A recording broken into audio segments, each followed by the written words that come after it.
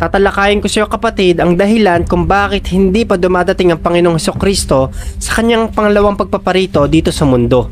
Natanong mo na rin ba ito, bakit hindi pa dumadating ang Panginoong Hesus? Marami nakalagay sa Bible na kalimbag 1,000 years ago na siya ay darating na madali, ngunit hindi pa dumadating ang Panginoon. Sa mga hindi nakakaalam ng second coming of Jesus Christ, marami na po ako nailabas ng mga video patungkol po dito sa pangalawang pagparito ng Panginoong Hesus. Pagkasabi niya ng mga bagay na ito, habang sila ay nakamasid, siya ay dinala pa itaas at ikinubli siya ng isang ulap sa kanilang paningin.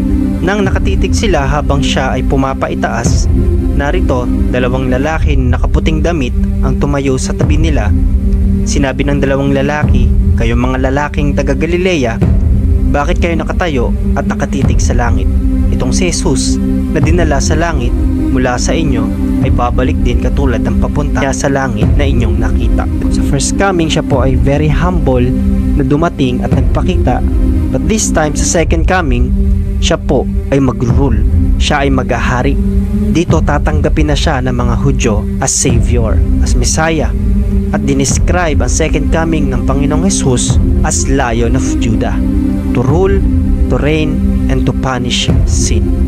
Revelation chapter 1 verse 7. Narito, dumarating siyang kasama ng mga alapaap at makikita siya ng bawat mata at ng mga tumusok sa kanya.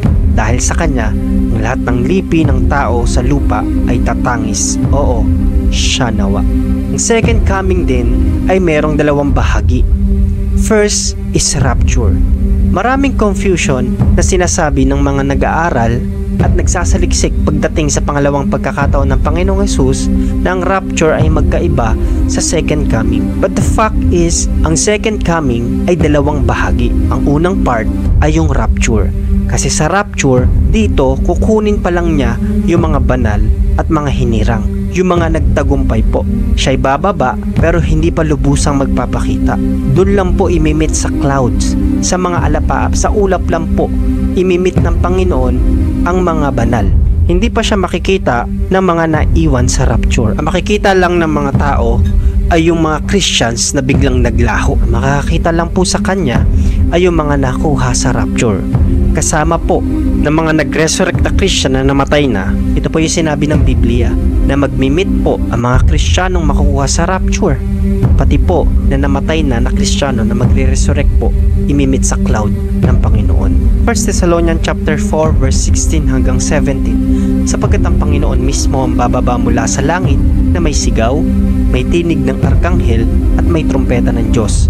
At ang mga namatay kay Kristo ay babangon muna. Pagkatapos, tayong nabubuhay na natitira ay aagawin kasama nila sa mga ulap upang salubungin ang Panginoon sa papawirin. At sa gayon ay makakapiling natin ang Panginoon magpakailanman. Yan po yung first part ng second coming ni Jesus Christ. Pagkatapos po niyan, dyan na magro-rule ang Antichrist. Dyan na magro-rule yung false prophet. 7 years of tribulation. Ito po yung pinag-aaralan natin. Sa 7 years of tribulation ay nahahati sa 2. 3.5 years ng kapayapaan at magpapakilala ang Antikristo na siya ay mabait at maraming sasamba sa kanya, sapagkat marami po siyang gagawing kababalaghan. Pagkatapos ng 3.5 years, magpapakilala na siya po ay suwail at lalapastangan sa Diyos. 3.5 years po na yon ay Great Tribulation. At habang merong paghihirap po sa lupa sa mga naiwan po sa rapture, meron pong magaganap sa sangkalangitan, marriage supper of the Lamb at judgment seat of Christ.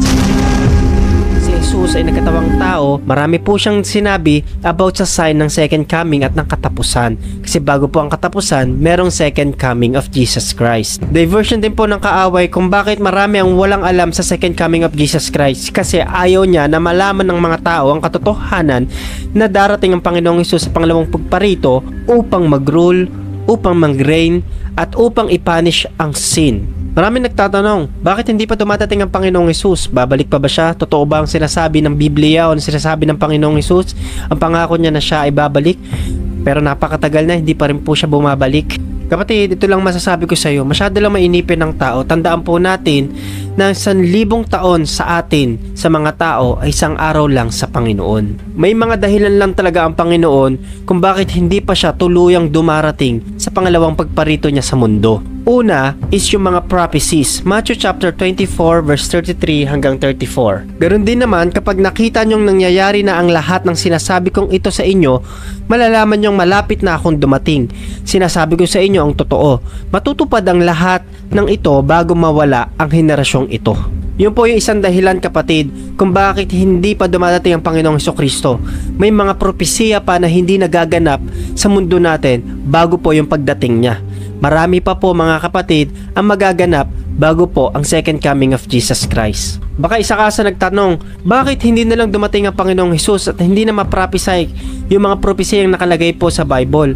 Alam mo kapatid, napakalawak ng pangunawa ng Panginoon. Napakalalim ng kanyang kaisipan. Kaya nga hindi yon may kukumpara sa kaisipan ng tao. Your thoughts are not the thoughts of our God. Kasi kailangan munang maisakatuparan yung mga biblical prophecy na hindi pa na-fulfill. Bakit kailangan pang ma-fulfill ang mga bagay na yon? Bakit hindi na lang dumating ang Panginoong Hesus kahit hindi na maganap yung mga biblical prophecy na titira? Kapatid, pagpapatunay yon sa kinapal at sa mga tao na hindi naniniwala sa mga biblical prophecy na ang lahat ng mga bagay na ito ay totoo at maaasahan at mapanghahawakan. Yun yung isang dahilan kung bakit hindi pa dumadating ang Panginoong Hesus. Hinihintay ng panahon natin at ng mundo ang fulfillment ng mga biblical prophecy upang ipahiya ang gawa ng demonyo at kasinungalingan ni Satanas na ang Diyos ay makapangyarihan kahit ang kanyang mga salita at mga propesiya ay magaganap at ipapakita niya yan sa buong mundo.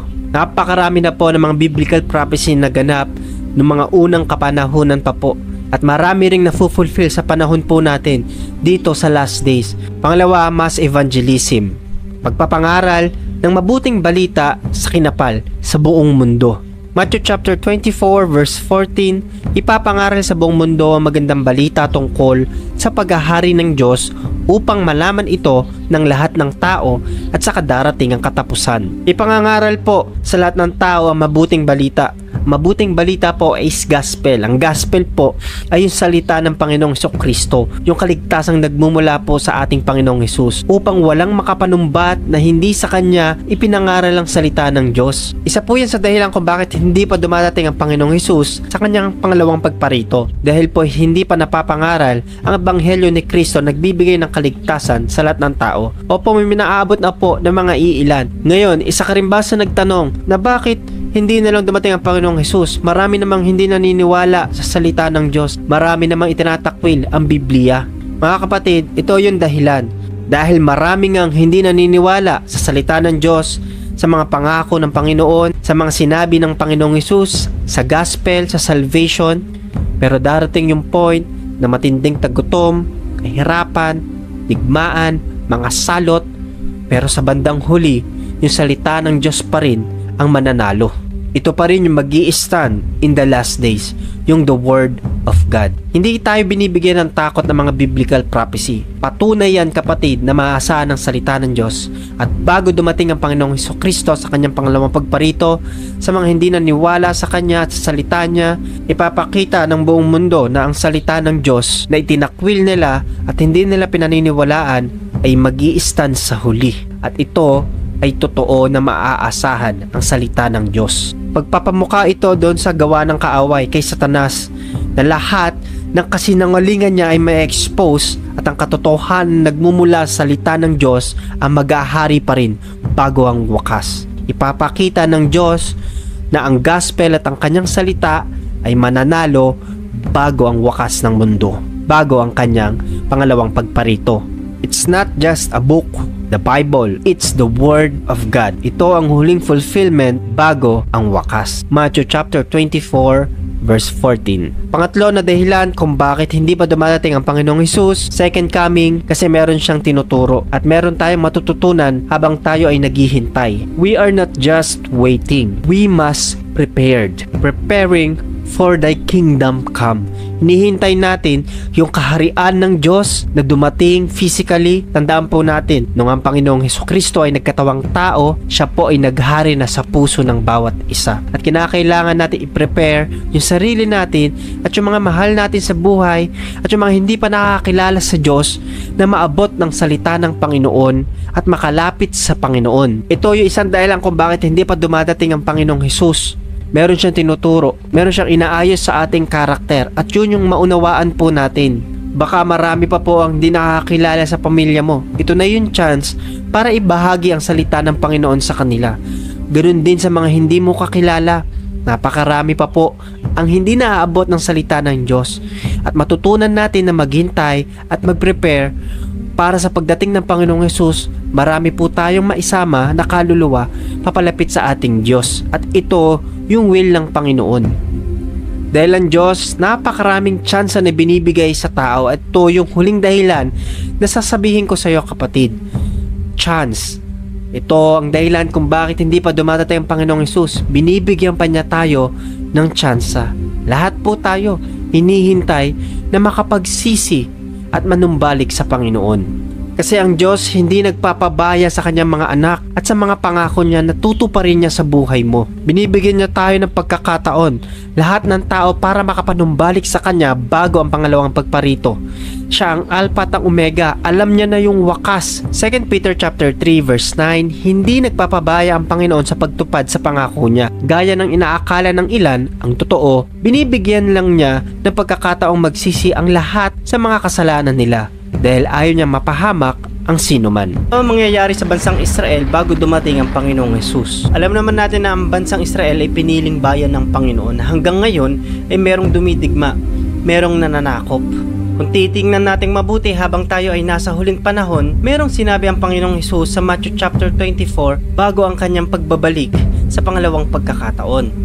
Ang sabi niya, bago siya dumating, ito ang magiging senyales sa itsura ng mga huling araw, katulad ng panahon ni Noah bago ang matinding baha at ang paghuhukom ng Diyos sa panahon ni Noe. Ito yung sinabi ng Matthew chapter 24 verse 37. Kung ano ang mga ginawa ng mga tao nung kapanahunan ni Noe, ay ganun din ang gagawin ng mga tao sa pagdating ko na anak ng tao. Kung titingnan natin ang Genesis chapter 6 verse 13, kaya sinabi niya kay Noe, lilipulin ko ang lahat ng tao dahil sa kanila. Lumaganap ang kasamaan sa mundo, lilipulin ko sila kasama ng mundo. Kapag lumaganap yung kasamaan sa mundo at matindi na po yung kasamaan na nangyayari sa kapanahunan natin, it's a sign na malapit nang dumating ang Panginoong Hesus. Basahin natin yung English Standard Version. And God said to Noah, I have determined to make an end of all flesh, for the earth is filled with violence through them. Behold, I will destroy them with the earth. Ang sabi dito, the earth is filled with violence, na puno ng kasamaan bago po yung matinding baha.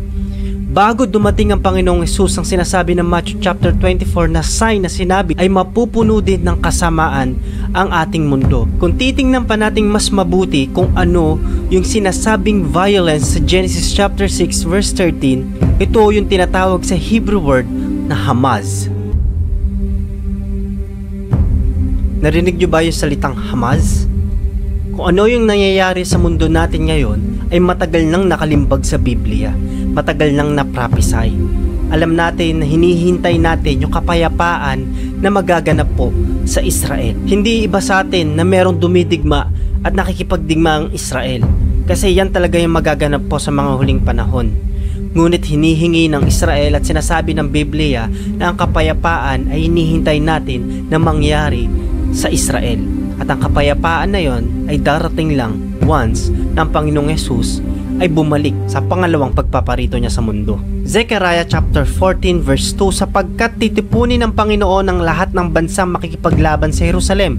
Sasakupin nila ang lungsod na ito. Kukunin nila ang mga ari-arian sa mga bahay at gagahasain nila mga babae. Dadalhin nila sa ibang lugar ng kalahati ng mga mayayaman na lungsod, pero ang matitira sa kanila ay mananatili sa lungsod. Magkakaroon talaga ng mga digmaan at pananakop sa Israel. Pipiliting mawala ang bayan ng Israel, ngunit mag-i-stand ito. Dahil sa huling panahon, ang kapayapaang hinihintay natin para sa Israel ay ang pagdating ng Panginoong Hesus uli sa pangalawang pagpaparito niya. Zechariah chapter 14 verse 8 hanggang 9, sa araw na iyon dadaloy ang sariwang tubig mula sa Jerusalem. Ang kalahati nito ay dadaloy sa dagat na patay at ang kalahati ay sa dagat ng Mediteraneo. Patuloy itong dadaloy sa panahon ng tag-araw at tag-ulan. Verse 9, ang Panginoon ang maghahari sa buong mundo, siya lamang ang kikilalaning Diyos at wala nang iba. Ngayon tingnan natin yung salitang gasa sa Biblia. Ang salitang gasa sa Biblia ay puro pagwasak, puro digmaan. Amos 1:7, kaya susunugin ko ang mga pader ng Gaza at ang matitibay na bahagi ng lungsod na ito. Zephaniah chapter 2 verse 4, at wala nang matitira sa Gaza at sa Ashkelon. Ang mga mamamayan ng Ashdod ay papalayain sa loob lamang ng kalahating araw. Papalayasin din ang mga mamamayan ng Ekron sa kanilang bayan. At kung mas titingnan nating mabuti, ang lahat nakalagay sa Biblia ay napakatagal na pong nakalimbag. Napakatagal nang nakaprophesy. Kaya kung ano ang titingnan natin sa panahon natin ngayon, is it true na malapit na pong dumating ang Panginoong Hesus? Because we are in the last days. Dahil yung kapayapaan na inihintay natin para sa Israel ay magaganap lang sa pagpaparito uli ng Panginoong Hesus. Dahil yung kapayapaan na magaganap po sa buong mundo, yung tinatawag na peace agreement, dyan na yung pag-reign ng Antichrist. Dahil ang pag-reign ng Antichrist, magpapakita siya ng kapayapaan, kabutihan, himala, at marami siyang madadaya. Ngunit hindi yan mag-i-stand ng matagal dahil yan ay false peace. Kalahati lang po ng 7 years of tribulation, 3.5 years, dahil yan ang sinabi ng Revelation. Revelation chapter 6 verse 2, nang tumingin ako, nakita ko ang isang puting kabayo. Ang nakasakay sa kabayo ay may hawak na pana. Binigyan siya ng korona at umalis siya upang lumusob at magtagumpay sa pakikipagdigma. Ang puti ay sumisimbolo sa kapayapaan. Ang korona ay sumisimbolo sa paghahari sa buong mundo. Ang kabayo ay sumisimbolo sa pakikipagdigma. Sa paglitaw ng Antikristo, gagayahin niya ang Panginoong Hesus at marami siyang madadaya. Kaya ito yung false peace, pero hindi po magtatagal ito sapagkat ito ay 3.5 years lang. Sa kalagitnaan, bigla pong magkakaroon ng matinding digmaan. Saka na siya magpapakita talaga kung sino siya at kung gaano siya kasama at lalapastanganin niya ang Panginoon. Yan yung peace na darating po pagdating sa mga huling panahon. Hindi natatapos sa pananampalataya at pagtanggap sa Panginoong Hesus. Dahil ang sinabi ng Biblia, makakarinig pa tayo ng napakaraming digmaan. Punong-puno ng grace ang Panginoon, punong-puno ng pagpapatawad at pagmamahal sa tao. Bruin niyo po, maraming beses man tayong madapa, magkasala laban sa Panginoon, hinihintay niya yung pagkakataon na tayo ay makapanumbalik sa Kanya. Yung chance na makalapit sa Panginoon dahil ayaw niya tayong mapahamak. Kung babasahin niyo yung Revelation chapter 22, na soon, malapit na ang pagdating ng Panginoong Hesus. Yung malapit po doon, na ibig sabihin sa Greek word is statue, na malapit na, quick, unexpected, and without delay ang kanyang pagdating. Lahat ng nangyayari sa mundo ay nasa kalooban ng Diyos at wala kahit isa ang hindi alam ng Panginoon sa mga bagay na yan. Ito ang hinihintay niya bago siya dumating. Makapanumbalik ang tao papalapit sa Panginoon, makapagsisi dahil ayaw niya mapahamak kahit isang tao. Kaya nga po, laksa-laksa ang mga anghel na nagkakasiya kapag merong nakapagsisi sa harapan ng Diyos at nanumbalik sa Kanya. Alam ko habang pinapakinggan mo to ay kumikilos ang Diyos sa buhay mo. Nais niya na maikasutapara ng mga bagay na ito. Ito ang dahilan kung bakit hindi pa siya dumarating. Malamang, kinakausap ka ng Panginoon na ipangaral ang salita ng Diyos, bahagi ang kagandahang loob ng Diyos. Share mo ang gospel, share mo ang kaligtasan ng Panginoon. At kung hindi ka pa nakakakilala sa Diyos at hindi mo pa siya tinatanggap bilang Diyos na kapagligtas ng iyong buhay, simple lang. Tanggapin mo siya as your Lord and Savior. At sa pamamagitan ng panalangin ito, nais ng Diyos na maging taos sa puso mo ang pagtanggap mo sa Kanya at pagganap sa kalooban ng Panginoon. Tayo'y pumikit. Panginoon, salamat po sa mga narinig naming mensahe. Patuloy ko kayong tinatanggap sa aking puso at isipan bilang Diyos na tagapagligtas ng aking buhay. Pagharian niyo ako, maganap ko ang kalooban ninyo, Panginoon. Salamat sa pagpapaalala niyo sa amin kung bakit merong mga bagay na nangyari sa mundong ito. Yun ay walang iba kundi hawak niyo ang lahat ng bagay. Alam niyo ang mga nangyayari sa mundong ito na kahit ang mga details ng buhay ko ay alam niyo, Panginoon. Salamat po sa pagmamahal ninyo, sa tulong ng gabay ng Banal na Espiritu, sa Diyos na katunghay dyan sa kalangitan. Sa pangalan ng Panginoong Jesucristo, patuloy akong lumago sa pananampalataya. Patuloy kong kasabikan ang pag-aaral ng salita ng Diyos at ang inyong presensya ay lagi kong mapanabikan, Panginoon. Salamat po. Ito pong aking dalangin sa pangalan ni Jesus. Amen. Gusto ko magpasalamat sa iyo, kapatid, nakarating sa huling part ng videong ito. Kung bago ka lang, follow nyo lang yung page kung napapanood nyo ito at i-like sa FB. Ganun pa man, kung napapanood nyo po ito sa YouTube channel, click nyo lang po yung subscribe button, yung pula po dyan, at yung notification bell para updated kayo sa mga i-release natin na video. Gusto nyo makatulong sa ganitong ministeryo, pwede po kayong mag-click for monthly subscriber dyan sa FB page na nakalagay po sa button.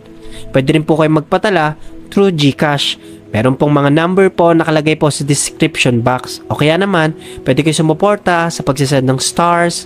O kaya mag-send kayo ng email kung gusto nyo po na ilang mga parte na pagtulong po sa ministeryong ito. Salamat, kapatid. Hanggang sa susunod na pagkikita natin, ito ang inyong lingkod, Pastor Gab Bueno. God bless you.